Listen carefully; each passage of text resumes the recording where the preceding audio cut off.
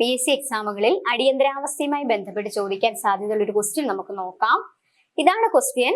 പ്രസിഡന്റിനെ പ്രഖ്യാപിക്കാൻ കഴിയുന്ന സാമ്പത്തിക അടിയന്തരാവസ്ഥ എത്രാമത്തെ അനുച്ഛേദത്തിലാണ് ഉൾപ്പെടുത്തിയിരിക്കുന്നത്?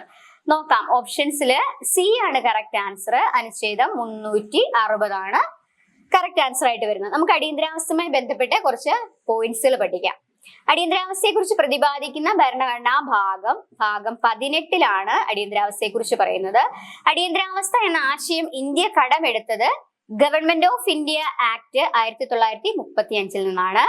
അതുപോലെ അടിയന്തരാവസ്ഥ പ്രഖ്യാപിക്കുമ്പോൾ മൗലിക അവകാശങ്ങൾ റദ്ദ് ചെയ്യപ്പെടുമെന്ന ആശയം, അടിയന്തരാവസ്ഥയുടെ സമയത്ത് പൗരന്മാർക്കുള്ള മൗലിക അവകാശങ്ങൾ റദ്ദ് ചെയ്യപ്പെടും, നമുക്കറിയാം.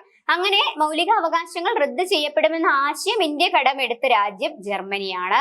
അതുപോലെ ദേശീയ അടിയന്തരാവസ്ഥയെ കുറിച്ച് പ്രതിപാദിക്കുന്ന ആർട്ടിക്കിൾ 352 ആണ്. ഓർത്തു വെച്ചോണം കേട്ടോ. ആർട്ടിക്കിൾ 352 ദേശീയ അടിയന്തരാവസ്ഥയെ കുറിച്ച് പ്രതിപാദിക്കുന്നത്.